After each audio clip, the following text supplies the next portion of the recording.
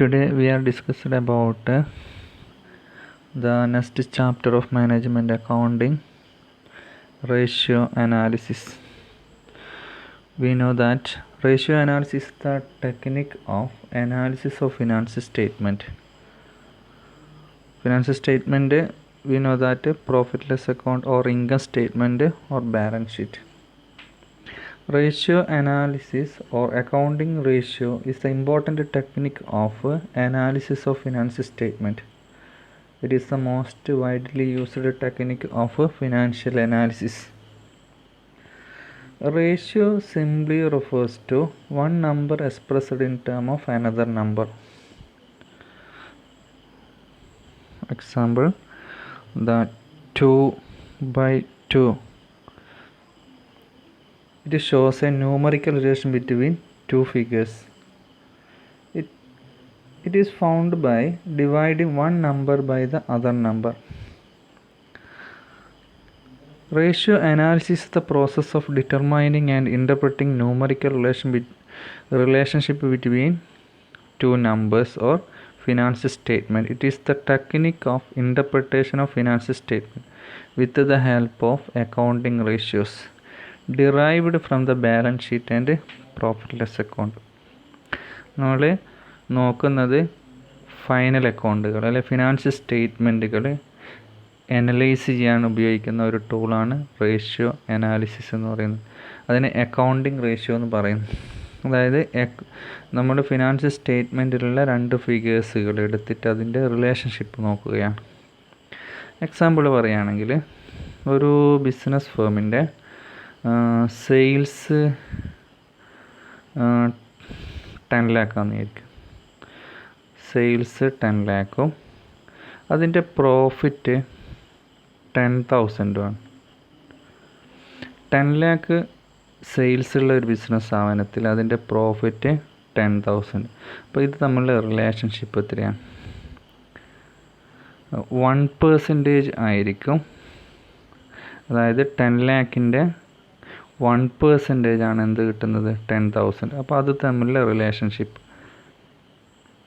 സെയിൽസും പ്രോഫിറ്റും തമ്മിലുള്ള റിലേഷൻഷിപ്പ്, ഇതിനെയാണ് ratio analysis എന്ന് പറയുന്നത്. നമ്മൾ ഫൈനൽ അക്കൗണ്ടിൻ്റെ അകത്തുള്ള രണ്ട് ഫിഗേഴ്സ് എമൗണ്ടുകൾ എടുത്ത് അത് തമ്മിലുള്ള റിലേഷൻഷിപ്പ് നോക്കിയിട്ട് ഫൈനൽ അക്കൗണ്ടിനെ എന്ത് ചെയ്യാണ്? അനലൈസ് ചെയ്യുകയും ഇൻ്റർപ്രറ്റ് ചെയ്യുകയും ചെയ്യാണ്. അപ്പോൾ ഇതിനെ കമ്പയർ ചെയ്യുമ്പോൾ ഈ ബിസിനസ് സ്ഥാപനം അത്ര ഗുഡല്ല. കാരണം ഒരു 10 ലാക്ക് സെയിൽസ് ഉള്ള ഒരു ബിസിനസ് സ്ഥാപനത്തിൽ 10,000 മാത്രമേ എന്ത് വരുന്നുള്ളൂ? പ്രോഫിറ്റ് വരുന്നുള്ളൂ. ഇങ്ങനെ ഓരോ ഐറ്റംസ് എടുത്ത് പരിശോധിക്കുന്നതിനെയാണ് റേഷ്യോ അനാലിസിസ് എന്ന് പറയുന്നത്. ഇവിടെ കാണാൻ പറ്റും. ഇത്രയും റേഷ്യോകൾ നിങ്ങൾ ഏകദേശം നോക്കി പഠിക്കാനുണ്ടാവും. റേഷ്യോ അനാലിസിസ് ഒന്നാമത്താണ് liquidity ratio, profitability ratio, solvency ratio, turnover ratio, earning ratio. Liquidity ratio തന്നെ രണ്ട് തരത്തിലുള്ള റേഷ്യോസ് ഉണ്ട്. Current ratio, quick ratio. Profitability റേഷ്യോയിൽ gross profit ratio, operating profit ratio, net profit ratio. അങ്ങനെ സോൾവൻസി റേഷ്യോൻ്റെ അകത്ത് ഡെപ്റ്റ് equity ratio, interest coverage ratio. Turnover റേഷ്യോയിൽ fixed asset ratio, inventory turnover ratio, receivable turnover ratio, profit earning ratio, earning per share ratio. ഇത്രയും റേഷ്യോസുകൾ നിങ്ങൾ ഇതിൻ്റെ ഇക്വേഷൻസും കാര്യങ്ങളൊക്കെ പഠിക്കാനുണ്ടാവും. ഒരു ക്ലാസിഫിക്കേഷൻ കൊടുക്കുകയാണ്. Classification of ratios. Analysis of short term financial position. ഒരു business സ്ഥാപനത്തിൻ്റെ financial position കാണാൻ വേണ്ടി, ഷോർട്ട് ടേമുള്ള ഫിനാൻഷ്യൽ പൊസിഷൻ കാണാൻ വേണ്ടിയിട്ട് ടെസ്റ്റ് ഓഫ് ലിക്വിഡിറ്റി കാണാം. ലിക്വിഡിറ്റി എന്ന് പറഞ്ഞാൽ ഷോർട്ട് ടേം ലിക്വിഡിറ്റി. ഒരു ഫേമിൽ വരുന്ന ഡെപ്റ്റ്, ഷോർട്ട് ടേം ഡെപ്റ്റ് പേഡ് ചെയ്യാനുള്ള ഒരു ബിസിനസ് സ്ഥാപനത്തിൻ്റെ എബിലിറ്റിയാണ് ഏത് ലിക്വിഡിറ്റി എന്ന് പറയുന്നത്. ഷോർട്ട് ടേം ലാബിലിറ്റീനെ നമുക്ക് മീറ്റ് ചെയ്യാൻ പറ്റുന്നുണ്ടോ? ബിസിനസ് സ്ഥാപനത്തിന് മീറ്റ് ചെയ്യാൻ പറ്റുന്നുണ്ടോ? അതാണ് ഷോർട്ട് ടേം ഫിനാൻഷ്യൽ പൊസിഷൻ നോക്കുക, ടെസ്റ്റ് ഓഫ് ലിക്വിഡിറ്റി. ഇനി ലോങ് ടേം ഫിനാൻഷ്യൽ പൊസിഷൻ എങ്ങനെയുണ്ട് നോക്കും. അതായത് ഒരു ബിസിനസ് സ്ഥാപനം വൈൻഡിങ് അപ്പൊക്കെ ആകുന്നതാണെങ്കിൽ അതെങ്ങനെ അത് മീറ്റ് ചെയ്യും, ലോങ് ടേം ലാബിലിറ്റി എങ്ങനെ മീറ്റ് ചെയ്യും. പിന്നെ ആക്ടിവിറ്റി റേഷ്യോസ്, പ്രോഫിറ്റബിലിറ്റി റേഷ്യോസ്, ഇങ്ങനെയാണ് റേഷ്യോസിനെ ക്ലാസിഫൈ ചെയ്തിരിക്കുന്നത്. അപ്പോൾ ഒന്നാമത്തതാണ് test of liquidity. Test of liquidity റേഷ്യോൻ്റെ അകത്ത് കറണ്ട് റേഷ്യോസും ക്വിക്ക് റേഷ്യോസും വരുന്നുണ്ട്. ടെസ്റ്റ് ഓഫ് ലിക്വിഡിറ്റി അറിയാം, ഷോർട്ട് ടേം ലാബിലിറ്റി മീറ്റ് ചെയ്യാനുള്ള ഒരു ബിസിനസ് സ്ഥാപനത്തിൻ്റെ കഴിവ്. The liquidity ratio are used to test the short term solvency or liquidity position of the business firm. അതായത് ക്രെഡിറ്റേഴ്സിന് ക്യാഷ് കൊടുക്കാൻ പറ്റുമോ, ഇൻട്രസ്റ്റ് പെയ്ഡ് ചെയ്യാൻ പറ്റുമോ, ഷോർട്ട് ടേം ആയിട്ട് വരുന്നല്ല സാലറി കൊടുക്കാൻ പറ്റുമോ, ഇതൊക്കെയാണ് ഇവിടെ വരുന്നത് ഷോർട്ട് ടേം ലിക്വിഡിറ്റി പൊസിഷൻ്റെ. ഒരു ഷോർട്ട് ടേം ഡെപ്റ്റ് വരുമ്പോൾ അത് മീറ്റ് ചെയ്യാനുള്ള ബിസിനസ് സ്ഥാപനത്തിൻ്റെ എബിലിറ്റിയാണ് ഇത് കാണിക്കുന്നത്, ടെസ്റ്റ് ഓഫ് ലിക്വിഡിറ്റി നോക്കുന്നത്. It enable to know whether short term liability can be paid out of short term asset. നമുക്കറിയാം ഷോർട്ട് ടേം ലാബിലിറ്റീസിനെ നമ്മൾ കറണ്ട് ലാബിലിറ്റീസ് എന്ന് പറയും, ഷോർട്ട് ടേം അസറ്റിനെ നമ്മൾ കറണ്ട് അസറ്റ് എന്ന് പറയും. ഈ കറണ്ട് അസറ്റ് ഉപയോഗിച്ചിട്ട് ഈ കറണ്ട് ലാബിലിറ്റി മീറ്റ് ചെയ്യാനുള്ള കഴിവ്, എബിലിറ്റിയാണ് നമ്മൾ ടെസ്റ്റ് ഓഫ് ലിക്വിഡിറ്റി കൊണ്ട് ഉദ്ദേശിക്കുന്നത്. It indicate whether a firm has adequate working capital to carry out routine business activity. Adequate working capital ഉണ്ടോ എന്ന് നോക്കുക. ഒരു ബിസിനസ് സ്ഥാപനത്തിൻ്റെ ഡേ ടു ഡേ വരുന്ന കാര്യങ്ങളെയാണ് നമ്മൾ വർക്കിംഗ് ക്യാപിറ്റൽ എന്ന് പറയുക. സാധാരണ രണ്ട് രീതിയിലുള്ള വർക്കിംഗ് ക്യാപിറ്റൽ, നെറ്റ് വർക്കിംഗ് ക്യാപിറ്റലും ഗ്രോസ് വർക്കിംഗ് ക്യാപിറ്റലും. നെറ്റ് വർക്കിംഗ് ക്യാപിറ്റൽ എന്ന് പറഞ്ഞാൽ കറണ്ട് അസറ്റ് നിന്ന് കറണ്ട് ലാബിലിറ്റി മൈനസ് ചെയ്യുമ്പോഴാണ് നമുക്ക് നെറ്റ് വർക്കിംഗ് ക്യാപിറ്റൽ കിട്ടുക. ഗ്രോസ് വർക്കിംഗ് ക്യാപിറ്റൽ എന്ന് പറയുന്നത് നമ്മൾ കറണ്ട് അസറ്റാണ്. അപ്പോൾ ഒരു ബിസിനസ് സ്ഥാപനത്തിൽ ഡേ ടു ഡേ എക്സ്പെൻസുകൾ മീറ്റ് ചെയ്യാനുള്ള അസറ്റിനെയാണ് നമ്മൾ എന്ത് പറയുന്നത്, വർക്കിംഗ് ക്യാപിറ്റൽ എന്ന് സിമ്പിളായിട്ട് ഉദ്ദേശിക്കുന്നത്. It is a valuable aid to management in checking the efficiency with which working capital is employed. നമ്മൾ വർക്കിംഗ് ക്യാപിറ്റൽ കൃത്യമായിട്ട് എഫിഷ്യൻ്റ് ആയിട്ടുണ്ടോ എന്ന് ചെക്ക് ചെയ്യാം, liquidity, test of liquidity. It is also important to shareholders and long-term creditors in determining to some extent the prospect of dividend and interest payment. അപ്പോൾ ഇങ്ങനെ ഈ ability ഉണ്ടെങ്കിൽ മാത്രമേ ക്രെഡിറ്റേഴ്സിന് ക്യാഷ് കിട്ടുള്ളൂ. അതേപോലെ ഡിവിഡൻഡ്, ഷെയർ ഹോൾഡേഴ്സിന് ഡിവിഡൻഡ് കൊടുക്കണമെങ്കിൽ കൃത്യമായ കറണ്ട് അസറ്റിൽ എന്തും കൂടി ഉൾപ്പെടുന്നുണ്ട്, ക്യാഷ് ഉണ്ട്, അപ്പോൾ ഡിവിഡൻഡ് കിട്ടുള്ളൂ. ഇങ്ങനെ ഈ ടെസ്റ്റിനെയാണ് ടെസ്റ്റ് ഓഫ് ലിക്വിഡിറ്റി എന്ന് പറയുക. Short term ability, short time liability വരുമ്പോൾ മീറ്റ് ചെയ്യാനുള്ള ബിസിനസ് സ്ഥാപനത്തിൻ്റെ എബിലിറ്റി. രണ്ട് രീതിയിലാണ് ഇത് പരിശോധിക്കുന്നത്. Ratio in test of liquidity, current ratio, quick ratio, absolute liquid ratio. ആദ്യത്തെ രണ്ട് മാത്രമേ നിങ്ങൾക്ക് ഇമ്പോർട്ടൻ്റ് ആയിട്ട് വരുന്നുള്ളൂ. നോക്കാം, നിങ്ങൾക്ക് ഇമ്പോർട്ടൻ്റ് ആയിട്ട് വരുന്നത് ആദ്യത്തെ രണ്ടാണ്. ഇത് അങ്ങനെ ഇമ്പോർട്ടൻ്റ് അല്ല. Current ratio, quick ratio, absolute quick ratio കൂടി നോക്കാം, അത്ര ഇമ്പോർട്ടൻ്റ് അല്ല. നോക്കാം കറണ്ട് റേഷ്യോ എങ്ങനെയാണ് കാൽക്കുലേറ്റ് ചെയ്യുന്നത്. കറണ്ട് റേഷ്യോ എന്ന് പറഞ്ഞാൽ ഇക്വേഷൻ്റെ അകത്ത് തന്നെയുണ്ട്. Current ratio means the relationship between current asset and current liabilities. Current അസറ്റും കറണ്ട് ലാബിലിറ്റീസും തമ്മിലുള്ള റിലേഷൻഷിപ്പിനെയാണ് നമ്മൾ കറണ്ട് റേഷ്യോ എന്ന് പറയുന്നത്. It is the most widely used of all analytical devices based on the balance sheet. Balance ഷീറ്റിലാണ് ഈ current അസറ്റും കറണ്ട് ലാബിലിറ്റീസും ഉണ്ടാകുന്നത്. It is establish the relation between total current asset and total current liabilities. അപ്പോൾ എക്സാമിനുമാണ് എങ്ങനെ ചോദിക്കുക, what you mean by current ratio എന്ന് ചോദിച്ചാൽ, current ratio simply means the relationship between current asset and current liabilities.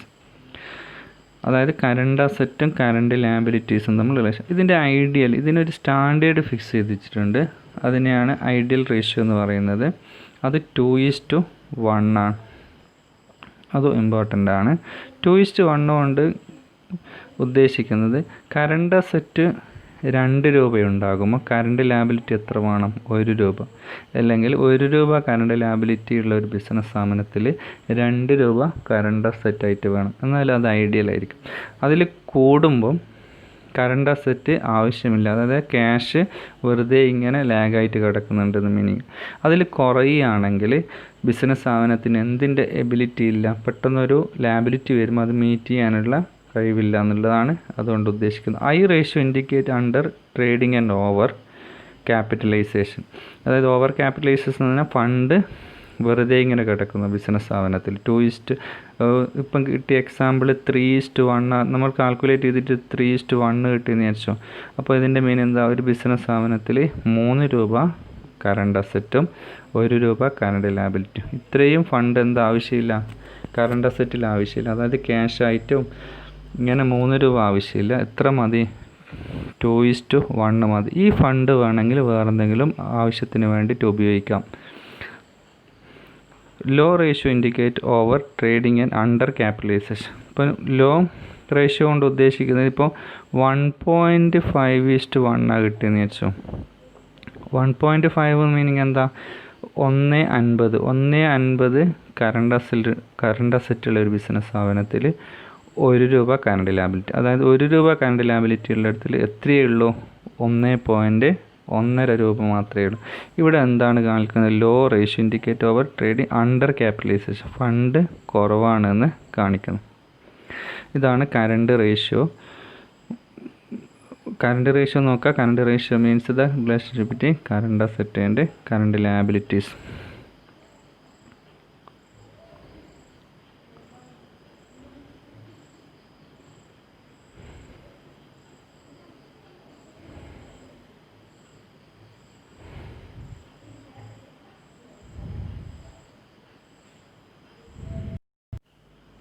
നമുക്ക് ഈ current ratio calculate ചെയ്യാൻ 2 കോമ്പോണൻ്റാണ് അതിനകത്തുള്ളത്, current അസറ്റും current ലാബിലിറ്റീസും.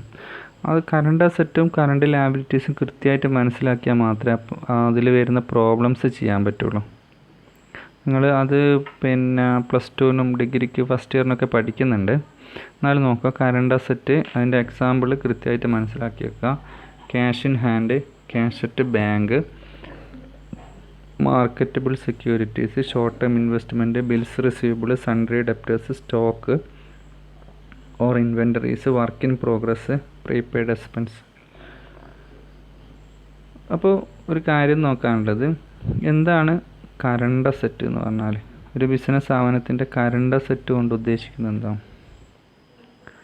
Current asset simply means cash or easily converted into cash within 1 year. ക്യാഷോ പെട്ടെന്ന് ക്യാഷാക്കി മാറ്റാൻ പറ്റുന്നതുമായ അസറ്റുകളെ നമ്മൾ എന്ത് പറയും? കറണ്ട് അസറ്റ് എന്ന് പറയും. ഒരു ചെറിയൊരു മീനിങ് ആയിട്ട് ഓർമ്മിക്കുക. ഈസിലി കൺവേർട്ടഡ് ഇൻറ്റു ക്യാഷ്, ക്യാഷോ easily converted into cash within 1 year, ഒരു വർഷത്തിനുള്ളിൽ. അപ്പോൾ ഇതൊക്കെ ക്യാഷും ക്യാഷ് അറ്റ് ബാങ്ക് ഓൾറെഡി ക്യാഷാണ്. Marketable securities, short term security, പെട്ടെന്ന് ക്യാഷാക്കി മാറ്റാൻ പറ്റും. Short term investment, bills receivable, അതായത് ഡെപ്റ്റേഴ്സ് നമുക്ക് തരാനുള്ള ബില്ലുകൾ, സൺഡ്രി ഡെപ്റ്റേഴ്സ്, ക്യാഷ് തരാനുള്ള ആൾക്കാർ സെയിൽ നടത്തിയിട്ട്, സ്റ്റോക്ക് സെയിൽ നടത്തിയാൽ എന്ത് കിട്ടും? ക്യാഷ് കിട്ടും. വർക്ക് ഇൻ പ്രോഗ്രസ് എന്ന് പറയുമ്പോൾ സെമി ഗുഡ്സ്ഡ്, ഫിനിഷ്ഡ് ഗുഡ്സ് ആയിരിക്കും. അതായത് ഫിനിഷ്ഡ് ഗുഡ്സ് അല്ലാത്തത്. ഫിനിഷ്ഡ് ഗുഡ്സിനെ നമ്മൾ സ്റ്റോക്ക് എന്ന് പറയും. Work in progress. പിന്നെ prepaid expense simply means paid in advance, ഒരു എക്സ്പെൻസ് മുൻകൂട്ടി കൊടുക്കുക. ഇതൊക്കെയാണ് കറണ്ട് അസറ്റിൽ വരുന്നത്. ഇനി കറണ്ട് ലാബിലിറ്റീസ് നോക്കാം. Current liability simply means obligation to pay in a future period. അതായത് ഒരു ബിസിനസ് സ്ഥാപനത്തിലുള്ള ബാധ്യത, അതായത് obligation to pay in a future period within 1 year, ഒരു വർഷത്തിനുള്ളിൽ കൊടുക്കാനുള്ള ലാബിലിറ്റീസിനെയാണ് നമ്മൾ എന്ത് പറയുന്നത്? കറണ്ട് ലാബിലിറ്റീസ് എന്ന് പറയുന്നത്. അതിൽ ക്രെഡിറ്റേഴ്സ്, നമ്മൾ പർച്ചേസ് ചെയ്തിട്ട് പൈസ കൊടുക്കാനുള്ള ആൾക്കാർ, ബിൽസ് പേയബിൾ, ബില്ല് കൊടുക്കാനുള്ളത്, ഔട്ട്സ്റ്റാൻഡിങ് എക്സ്പെൻസ് എന്ന് പറഞ്ഞാൽ it is an expense due but not paid എന്നാണ്. ഒരു എക്സ്പെൻസ് കൊടുക്കാനുണ്ട് പക്ഷേ കൊടുത്തിട്ടില്ല, അപ്പോൾ അത് ഔട്ട്സ്റ്റാൻഡിങ് എക്സ്പെൻസ് ആവും അല്ലേ. സാലറി കൊടുക്കാനുണ്ട്, കൊടുത്തിട്ടില്ല, അതെന്തായി മാറി? ഔട്ട്സ്റ്റാൻഡിങ് സാലറി ആയി മാറി. ഇലക്ട്രിസിറ്റി ചാർജ് അടച്ചിട്ടില്ല. അപ്പോൾ എന്തായി മാറി? Outstanding electricity charge. വേജസ് കൊടുത്തിട്ടില്ല, ഔട്ട്സ്റ്റാൻഡിങ് വേജസായി. അപ്പോൾ കൊടുക്കാനുള്ള എക്സ്പെൻസിനെ നമ്മൾ ഔട്ട്സ്റ്റാൻഡിങ് എക്സ്പെൻസ് എന്ന് പറയും. അത് ലാബിലിറ്റീസാണ്. അതേപോലെ short time advances, provision for tax, dividend payable, bank over draft, ഇതൊക്കെ അറിയുന്ന ടേംസുകളാണ്. ഇതൊക്കെയാണ് നമ്മളെ കറണ്ട് ലാബിലിറ്റീസ് എന്ന് പറയുന്നത്. ഇത് തമ്മിലുള്ള റിലേഷൻഷിപ്പിനെയാണ് നമ്മൾ എന്ത് പറയുന്നത്? കറണ്ട് റേഷ്യോ എന്ന് പറയുന്നത്. Current asset divided by current liabilities. അതിൻ്റെ ഐഡിയൽ എത്രയാണ്? സ്റ്റാൻഡേർഡ് 2:1 ആണ്. കറണ്ട് അസറ്റ് എത്ര വേണം? 2 വേണം. കറണ്ട് ലാബിലിറ്റി എത്ര വേണം? 1 ഉണ്ടാവുക. അത് ഡിവൈഡ് ചെയ്താൽ ഇപ്പോൾ ഇത് ടോട്ടൽ ചെയ്യാം. ഈ എന്ത് തന്നിട്ടുണ്ടാകും? നമുക്ക് ബാലൻസ് ഷീറ്റ് തന്നിട്ടുണ്ടാകും. അതിൻ്റെ അത് നമ്മളോട് പറയുന്നത് കാൽക്കുലേറ്റ് കറണ്ട് റേഷ്യോ എന്നായിരിക്കും. അപ്പോൾ നമ്മൾ എന്ത് ചെയ്യണം?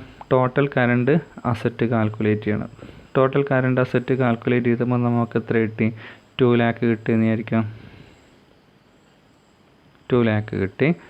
ടോട്ടൽ ലാബിലിറ്റീസ് നോക്കാം. നമുക്ക് ടോട്ടൽ ലാബിലിറ്റീസ് എത്ര, കറണ്ട് ലാബിലിറ്റീസ് എത്ര കിട്ടി? 1 lakh കിട്ടുന്നു. അങ്ങനെയാണെങ്കിൽ റേഷ്യോ എത്രയായിരിക്കും? 2:1 ആയിരിക്കും. ഇനി ടോട്ടൽ കറണ്ട് അസറ്റ് 50,000 എന്നായിരിക്കാം. എല്ലാം ആഡ് ചെയ്തപ്പം 50,000 കിട്ടി.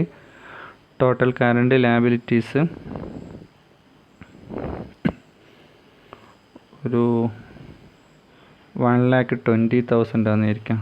അല്ല, 1,50,000 ആണെന്നിരിക്കാം. കാൽക്കുലേറ്റ് ചെയ്യാൻ എളുപ്പമായിരിക്കും. അപ്പോൾ എത്ര കിട്ടും?